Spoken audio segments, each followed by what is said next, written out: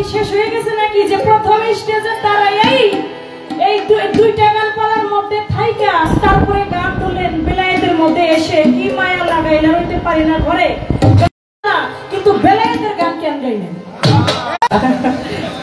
না? এমন গাইলে কিন্তু চলবে না, কারণ এই জায়গাটা বুঝতে হবে এটা টিপু শাহর দরবার।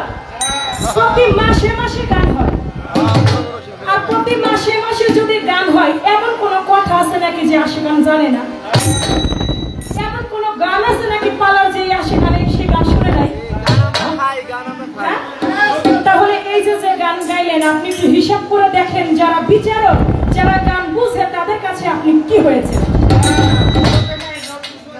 আপনার নাম্বার 0 দিবে তারা। সকালবেলা চায়ের দোকান, এই যে চায়ের দোকান, এখানে আলাপ আলোচনা হবে চন্দ্র সরকারের সাথে কবি সরকার গান গাইছে, চন্দ্র সরকার বন্ধনা গান গাইছে, গাইতেই পারে, বন্ধনা তো গাইতেই হবে, বন্ধনার পরে ভক্তিমূলক একটা গান গাইতেই হবে। পালার গান গাইছে একটা, চন্দ্র সরকারের হিসাব ঠিক আছে, কবি সরকারের হিসাব ঠিক নাই। হিসাব করেন, হিসাবের ঘরে যা ঠিক থাকে সে কোনো জায়গায় থেকে না। যাই করছেন ভালোই করছেন, টাঙ্গাইলে গিয়ে এমন করেন না।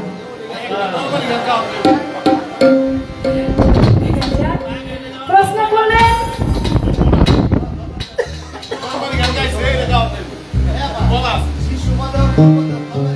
আচ্ছা তো দরবারি গান গাইবেন, সমস্যা নাই, আমার কিন্তু বলতেন, যেহেতু আমি আপনার প্রতিপক্ষ না, প্রতিপক্ষ তো একটু ধরবেই। আপনি বলতেন চন্দ্রশেখরের একটা দরবারি গান গাই, আপনি কিছু বললেন না, আমি কিছুই বলতাম না, কিন্তু যেহেতু আপনি আমার প্রতিপক্ষ এই জন্য বলছি ভাই কিছু মনে করেন। এবার আমার কাছে প্রশ্ন করছে কয়েকটি, তার মধ্যে তার প্রথম যুক্তি কথা, মাতৃগর্ভে আমার বড় পীর আব্দুল কাদের জিলানী তিনি মাতৃগর্ভে থেকে তার মায়ের কাছে একজন ভিক্ষুক গেল ভিক্ষা চাইতে। যখন ছোট বাজায় না আপনারা, ভিক্ষুক গেল ভিক্ষা চাইতে, যখন ভিক্ষুক ভিক্ষা চাইতে গেল, বড় পীর আব্দুল কাদের জিলানীর মা এত সুন্দরী ছিল, তিনি যে ভিক্ষা দিলেন তার হাত দিয়ে, হাতের সৌন্দর্য দেখেই সেই ভিক্ষুক তার কামনা বাসনা জাগ্রত হয়ে গেল। যখন মায়ের দিকে হাত বাড়াইলেন, বড় পীর ছিল গর্ভে, বড় পীর বাঘের রূপ ধরে এসে সেই ভিক্ষুকের ঘাড়ের মধ্যে ধরে ওইখানে একটা আছাড় দিয়ে মেরে ফেললেন। এখন তার কথা যে বেলায়েত যদি মুরিদ হয়ে পীর ধরে যদি হাসিল করতে হয়, তাহলে বড় পীর আব্দুল কাদের জিলানী তিনি যে রুহানি আকারে একটা বাঘের রূপ ধরে তিনি যে একটা ভিক্ষুককে হত্যা করে ফেলেন, মেরে ফেলেন, ওইটা কোন বেলায়েত ছিল? প্রশ্ন আপনার ভালো, আগে বুঝতে হবে বেলায়েত কিন্তু এক প্রকারের না। আমি আপনাকে বলছি যে বেলায়েত, বলছি যে বেলায়েত ভাবধারাটা কেমন, এই বেলায়েতকে বাধ্যতামূলক করতেই হবে। আমি বলছি হ্যাঁ বেলায়েত বাধ্যতামূলক করতে হবে। তাই আমরা যারা আর মানুষ আছি, যারা সাধারণ মানুষ, তারা একজন কামেল পীরের কাছে গিয়েই যেন বেলায়েতটা হাসিল করে।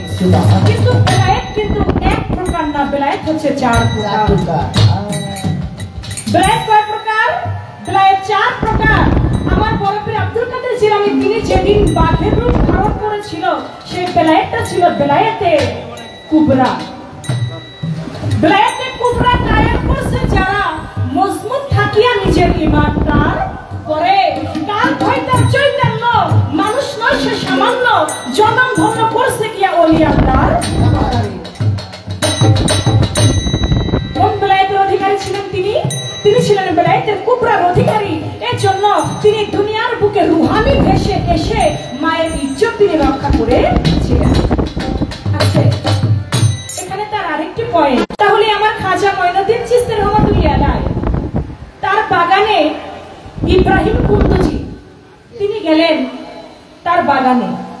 তো ইব্রাহিম কুন্দুজি যখন তার বাগানে গেলেন, ছোট্ট আঙ্গুর এবং বেদানা ছিঁড়ে ইব্রাহিম কুন্দুজিকে আমার খাজা বাবা খাইতে দিলেন।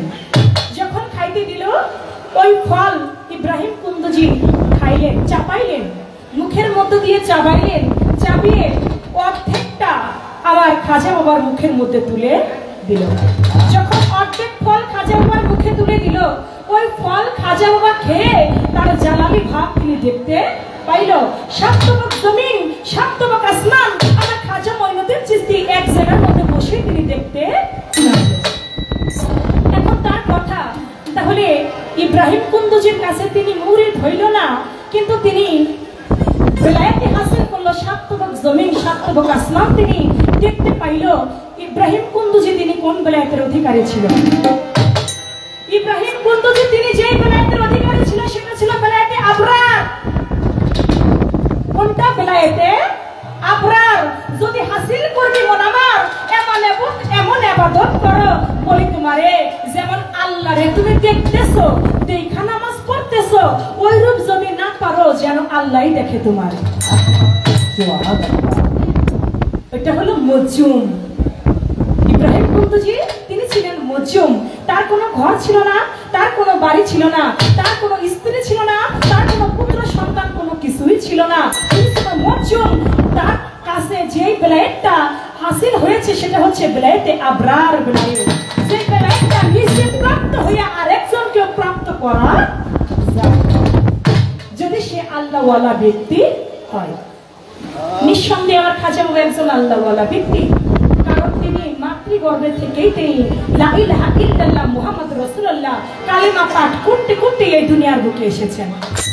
আল্লাহর জিকির করতে করতে আমার খাজা বাবা এই ধরা ধামে তিনি এসেছেন। লা ইলাহা ইল্লাল্লাহ মুহাম্মদ রাসূলুল্লাহ জিকির করতে করতে আমার খাজা মঈনুদ্দিন চিশতি এই ধরা ধামে আসেন। শুধু তাই নয়, দয়াল নবী যখন মেরাজে যাবেন, মেরাজটা বুরাকটা নড়াচড়া করে আমার খাজা মঈনুদ্দিন চিশতি তার হাত দিয়ে বুরাকের লাগামটা ধরলেন।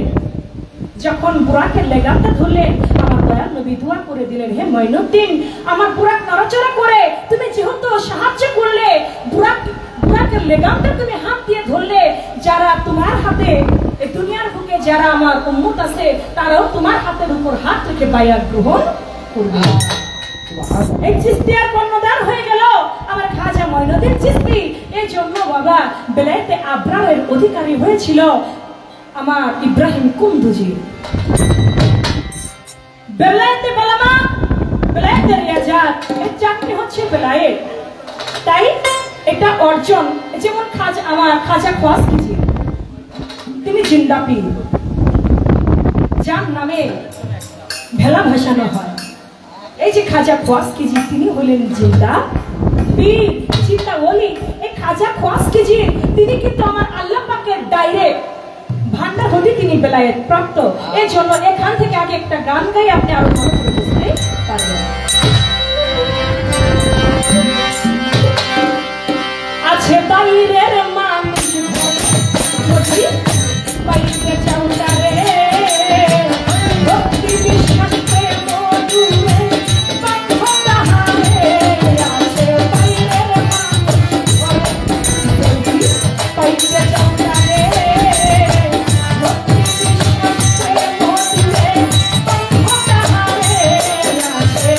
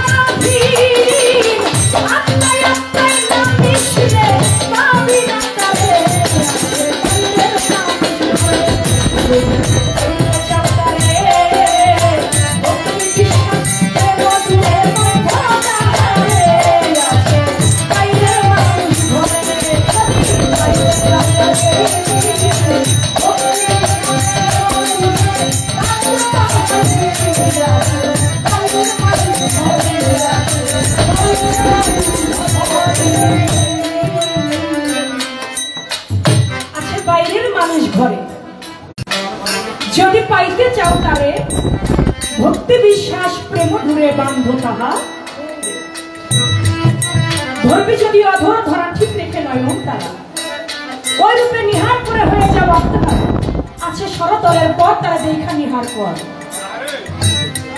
पाबिरे अमूल्य निधि देखबी नजरे आछे बाइरेर मानुष घरे सेई मानुषके धरबी जदि बाइरेर मानुष घरे आन नय दरजार कर्म करे नासिकाते मारगा टान आछे तो लाशते अजुत अजुते माबुद निजेर अजुत ठीक ना होले पाबी ना अजुत माने देह देह घर जदि ठीक ना थाके माওলাকে पाওয়া যাবে ना আর দেহ ঘর কখনো নিজে নিজে ঠিক করা যায় না একজন বেলায়েতের টিপুসার মতো ওলির কাছে না গিয়ে কখনো নিজের দেহ পাকা করা যাবে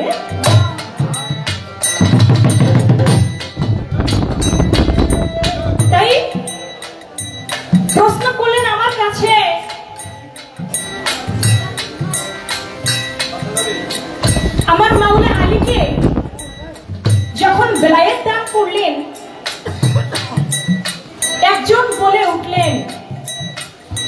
যে আপনি যে মাওলা আলীকে বেলায়েত দান করছেন, মাওলা আলী আপনার মেয়ের জামাই দেখে দান করছেন।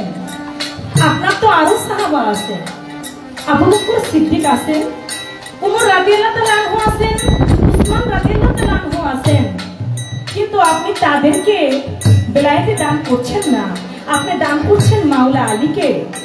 কেন? আলী কি আপনার মেয়ের জামাই এর জন্য? আমার দয়াল নবী বললেন না, হযরত আলী আমার মেয়ের জামাই এর জন্য না, আমার আল্লাহ পাকের আদেশ, এর জন্যই আমি মাওলা আলীকে মাওলাইয়া দান করছি।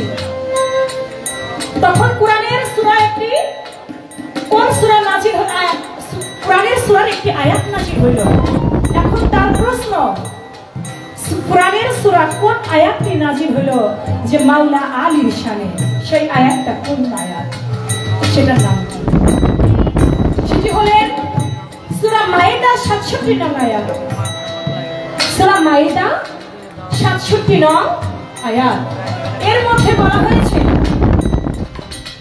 আপনার রবের পক্ষ থেকে আপনার উপর যা নাজিল হয়েছে আপনি তাহা প্রচার করুন, এবং নিশ্চয়ই আলী মুমিনদের মাওলা। নিশ্চয়ই আলী কাদের মাওলা? মুমিনদের না, আলী হচ্ছে মুমিনদের মাওলা। এখন যারা মুমিন তারা তো বিশ্বাস করবেই না, কি ভাই? নুর ইসলাম ভাই, যারা মুমিন তারা কি বিশ্বাস করবে? তারা বিশ্বাস করবে না। এই জন্য সেদিন ওই ব্যক্তিও বিশ্বাস করলো না, কিন্তু সেদিন উমর রাদিয়াল্লাহু তাআলা আনহু তিনি গিয়ে বললেন, বাখিন বাখিন, হে আবু তালিবের পুত্র হযরত আলী, তুমি ধন্য, তুমি ধন্য, তোমার প্রতি আমার দয়াল নবী মাওলাইয়া জারি করে দিয়েছেন। এজন্য আলী হলেন মুমিনদের সর্দার। এটা কোরআনে পূর্ণাঙ্গভাবে ব্যাখ্যা করেন নাই, কিন্তু এটা তাফসীর করতে হবে, কোরআনের তাফসীর করতে হবে। এই 67 নং আয়াতের, সূরা মাইদা 67 নং আয়াতের আপনি তাফসীর যদি পড়ে দেখেন, তাফসীর পড়লে এটা সম্পূর্ণভাবে এর মীমাংসাটা আপনি পেয়ে যাবেন। তাফসীরে মাযহারা 3য় খণ্ড 580 পৃষ্ঠা এর প্রমাণ করেছে যে সূরা মাইদা 67 নং আয়াতের মধ্যে আমার দয়াল নবী মাওলা আলীকে উদ্দেশ্য করে আমার আল্লাহ পাক সেদিন এই আয়াতটা নাযিল করেছিলেন। এই মাওলা ইয়াতটা তাকে দান করার উদ্দেশ্যই ছিল সূরা মাইদার 67 নং আয়াত।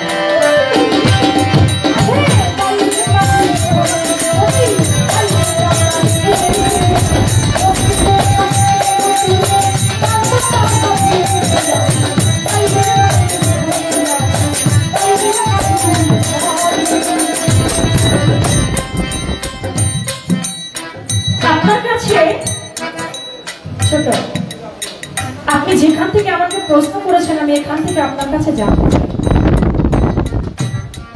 সেদিন 18 জিলহজে দয়াল নবী যখন মাওলাইয়া হযরত আলীকে দান করলেন, তখন আবু বকর সিদ্দিক, উমর রাদিয়াল্লাহু তাআলা আনহু, উসমান রাদিয়াল্লাহু তাআলা আনহু সবাই সেটা মেনে নিলেন।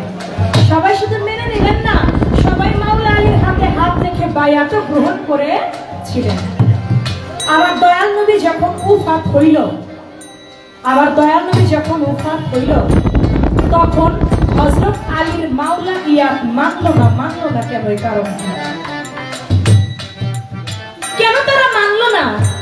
এই কারণ ছিল কি? শুধু তাই নয়,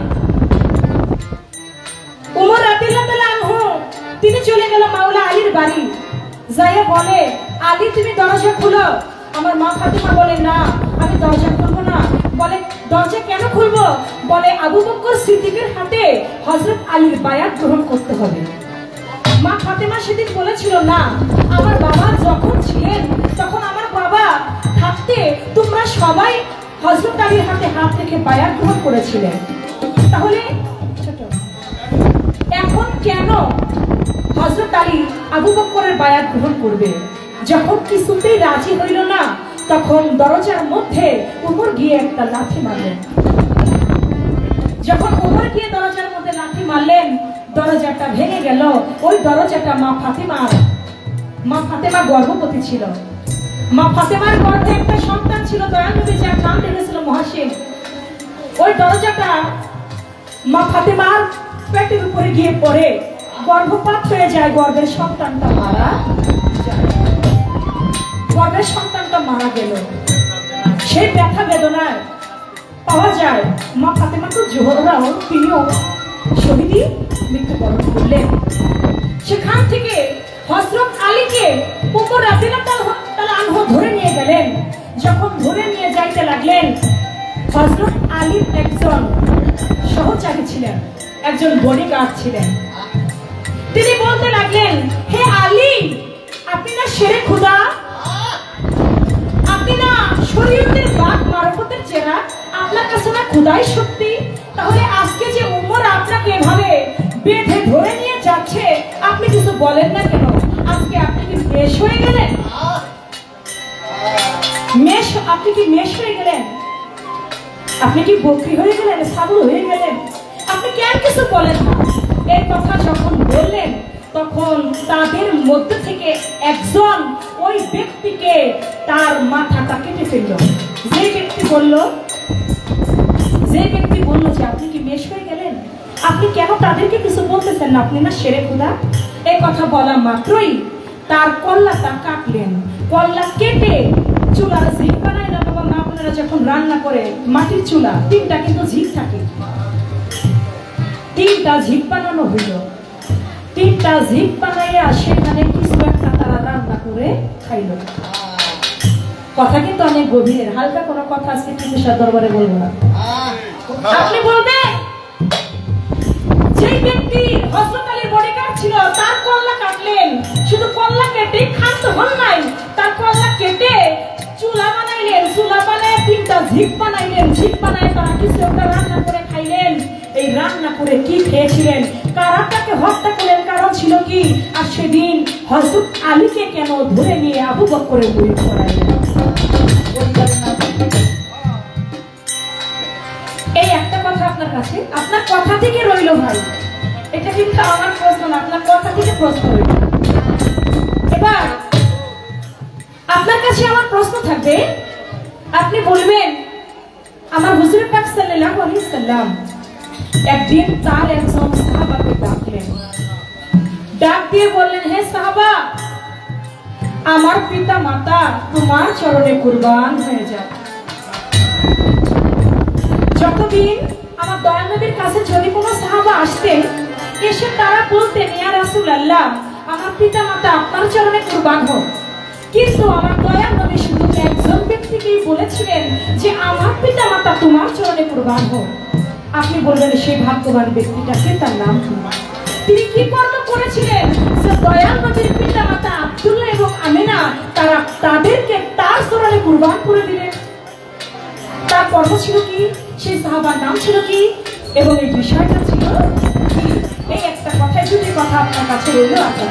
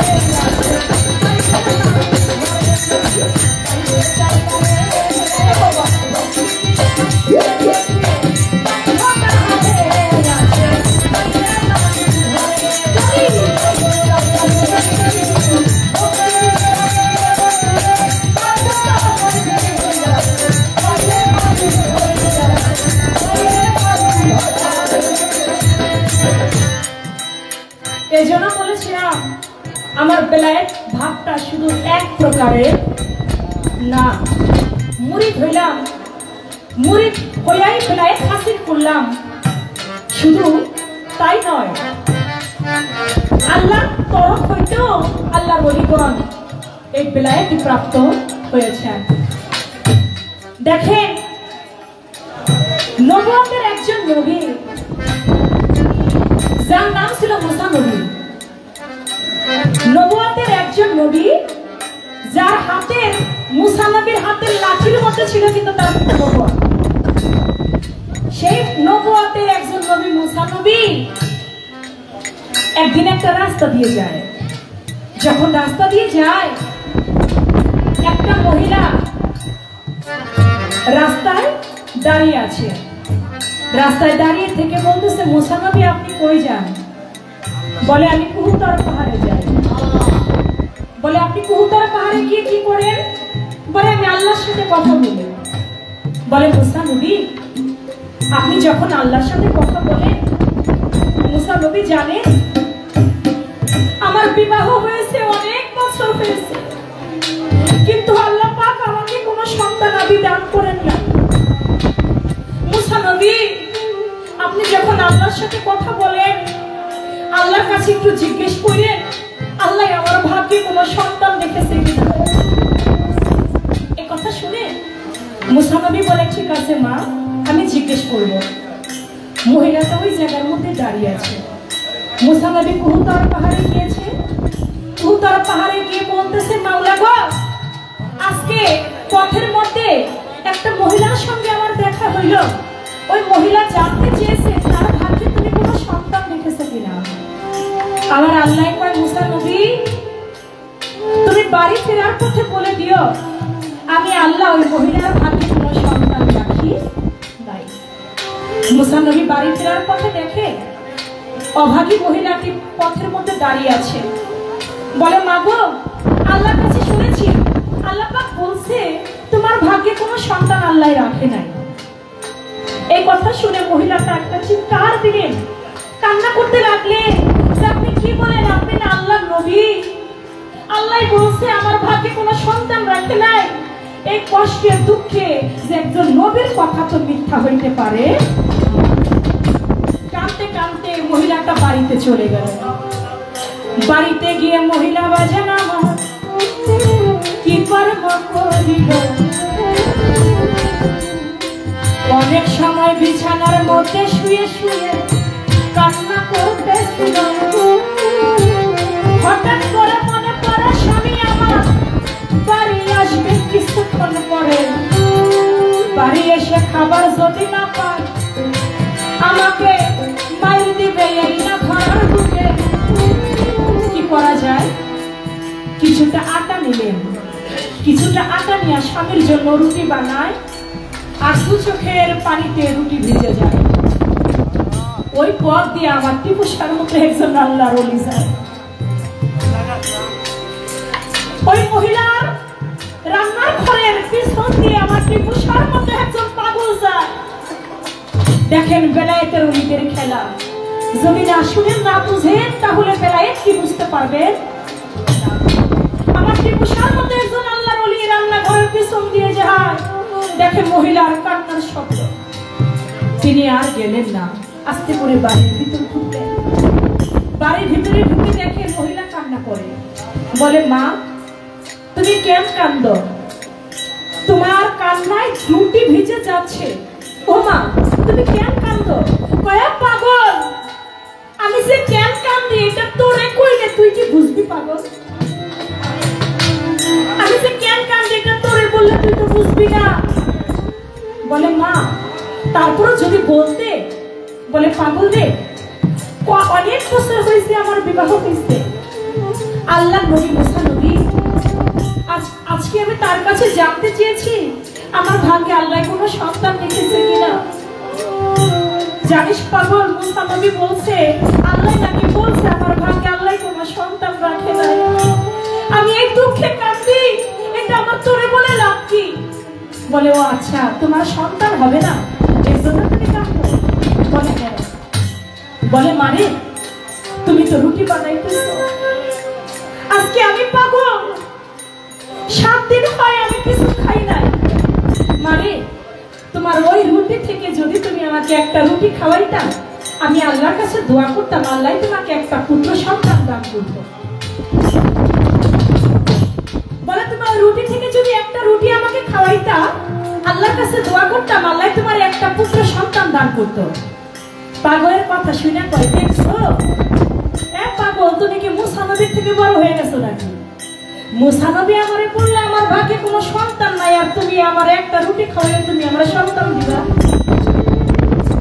কি বলো তুমি? তুমি রুটি খাবা, খাও, কিন্তু মিথ্যা আশ্বাস বলে তুমি দিও না। একটা রুটি খাওয়া হইল। পাগল কয়, কি রুটি খাওয়াইলি রে মা? আমার তো পেট ভরলো না, তুই যদি আমাকে আরো একটা রুটি খাওয়াইতি, আল্লাহর কাছে দোয়া করতাম, আল্লাহ তোর 2টা পুত্র সন্তান দিও। পাগল, তুমি রুটির আশায় তুমি বারবার মিথ্যা আশ্বাস দাও। আর মিথ্যা আশ্বাস দিও না, তুমি রুটি খাবে, খাও। একে একে যখন 3টি রুটি ভাজা পাগলের খাওয়া হয়ে যায়, রুটি খেয়ে দিন পাগল হয় এই খরায়। আমার আল্লাহর দরবারে ফরিয়াদ করে, মাওলা ও মাওলা রে,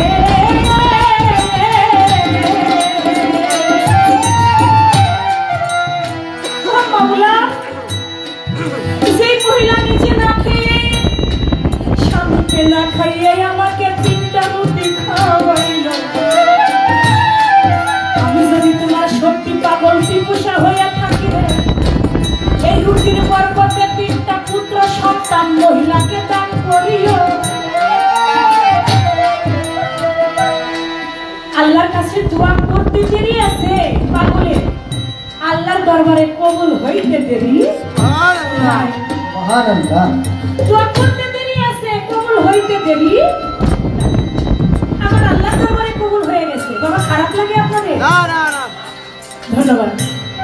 আমার আল্লাহর দরবারে দোয়া কবুল হয়ে গেছে। কয়েক বছরের মধ্যেই মহিলা 3টা পুত্র সন্তান হয়ে গেছে। ওই পথ দিয়ে অনেক দিন হয় মুসা নবী যায় না, কিন্তু পথের মধ্যে মহিলা দাঁড়িয়ে থাকে, কোন দিন মুসা নবী যাবে, মুসা নবীকে ধরবে। একদিন ওই পথ দিয়ে মুসা নবী যায়, বলে মুসা নবী দাঁড়ান, কই যান? বলে আমি কুহুতার পাহাড়ে যাই। বলে আমাকে চিনছেন? বলে তুমি সেই মাটা না যার কোনো সন্তান হয় না? বলে হ্যাঁ, আমি সেই মা। আপনি বলছিলেন আল্লাহ নাকি বলছে আমার ভাগ্যে কোনো সন্তান নাই, কিন্তু মুসা নবী আজকে আমার একে একে 3টা পুত্র সন্তান হয়েছে। এ মুসা নবী, এটা আপনার কোন আল্লাহ দিছে? আপনি বলবেন এটা আপনার কোন আল্লাহ দিছে? মুসা নবী কয়, কি কয়? 3টা সন্তান এনে দাঁড় করাইছে, দেখেন এই যে আমার 3টা পুত্র সন্তান। মুসা নবী লজ্জিত হয়ে গেছে। মুসা নবী লজ্জিত হইয়া কুহুতার পাহাড়ে গেছে, যাইয়া বলে মাওলা, আজকে তোমার কাছে অন্য কোনো কথা না, একটা বিষয় জানতে চাই। বলে কি বিষয়? বলে তুমি একদিন বলেছিলে একটা মহিলার বিষয় জানতে চেয়েছিলাম, তার ভাগ্যে কোনো তুমি সন্তান দেখেছো কিনা? তুমি সেদিন আমাকে নিষেধ করেছিলে, তুমি তার ভাগ্যে কোনো সন্তান রাখো নাই। আজকে ওই মহিলার একে একে 3টা সন্তান হয়েছে। ওই মহিলা আমাকে বলে এটা আমার কোন আল্লাহ দিছে? তোমরা আল্লাহ কয়জন? আমার আল্লাহ কয়, তোমরা আল্লাহ কয়জন? কেন? আমি আল্লাহ, আমার কোনো শরীক নাই, আমি লাশরিক। বলে তা যদি হয় তাহলে ওই মহিলা বললো, তুমি বললে মহিলার ভাগ্যে কোনো সন্তান নাই, আজকে মহিলার 3টা পুত্র সন্তান হইল, ওই মহিলা সন্তান পাইল কই? আমার আল্লাহ কয়, মুসা নবী তুমি কি দেখতে চাও না শুনতে চাও? বলে মাওলা রে, যেটা দেখা যায় সেটা শুনে কে? বলে তুমি দেখতেও পাবে, তুমি শুনতেও পাবে। ও মুসা নবী, এই মুহূর্তে কেন জানি আমার একটু মানুষের মাংস খাইতে মনে চায়। মুসা রে, এই মুহূর্তে কেন জানি আমার একটু মানুষের গোশত খাইতে মনে চায়। এ মুসা, তুমি কি পারো আমার একটু মানুষের মাংস খাওয়াইতে? মুসা নবী কয়, আল্লাহ এটা কোনো ব্যাপার হইল? আপনি কত মানুষের মাংস খাইবেন, আমি মুসা আপনারে খাওয়াবো। একটা পেয়ালা নিয়া মুসা নবী মানুষের দ্বারে দ্বারে দুনিয়ার বুকে ঘুরে বেড়ায়। হে আল্লাহর বান্দারা, তোমরা কি কেউ আসো আমার আল্লাহ মানুষের মাংস খাইতে চাইছে? তোমরা কি কেউ আমার আল্লাহর এক টুকরা মানুষের মাংস খাওয়াইবা? এই কথা শুনে সবাই সেদিন মুসা নবীকে বলতে লাগে, মুসা নবী পাগল হয়ে গেছে। যেই আল্লাহরে আমরা কেউ কোনোদিন দেখলাম না, সেই আল্লাহ নাকি মানুষের গোশত খাইতে চায়। কি কয় এই মুসা নবী? মুসা নবী পাগল হয়ে গেছে। কেউ মুসা নবীকে পানির ছিটা মারে, কেউ লাঠি দিয়ে তাড়া করে। মুসা নবী দৌড়াইতে দৌড়াইতে একটা জঙ্গলের পথ ধরে। জঙ্গলের পথ ধরে মুসা নবী মানুষের লোকালয় থেকে আড়াল হয়ে গেল। যখন আড়াল হয়ে গেল, দেখে জঙ্গলের মধ্যে কোনো মানুষ নাই। এমন একটা অরণ্য গভীর জঙ্গলে গেল। যাইয়া দেখে গভীর জঙ্গলে একটা পাগল শুয়ে আছে বাজারে।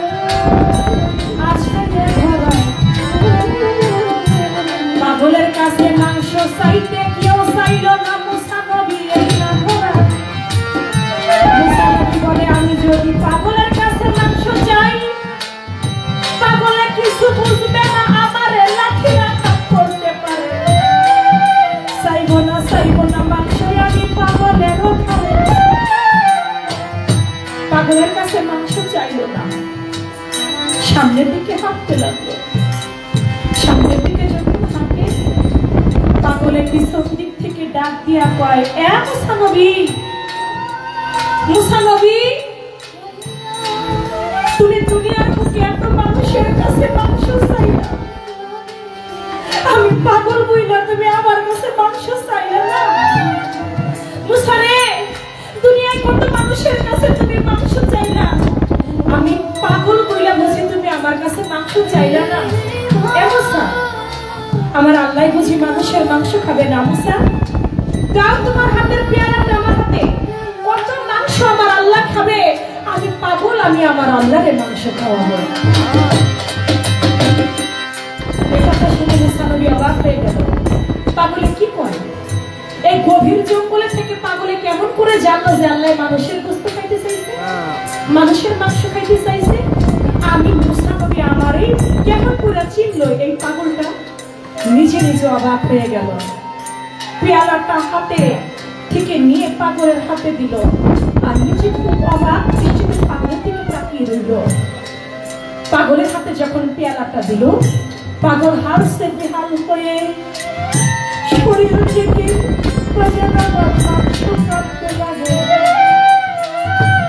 হাতের মাংস কাটে, বুকের মাংস কাটে, পায়ের মাংস কাটে, প্রাণের মাংস কাটে, না জানি কোন জায়গার মাংস খাইতে আল্লাহ আমার বড় ভালোবাসে।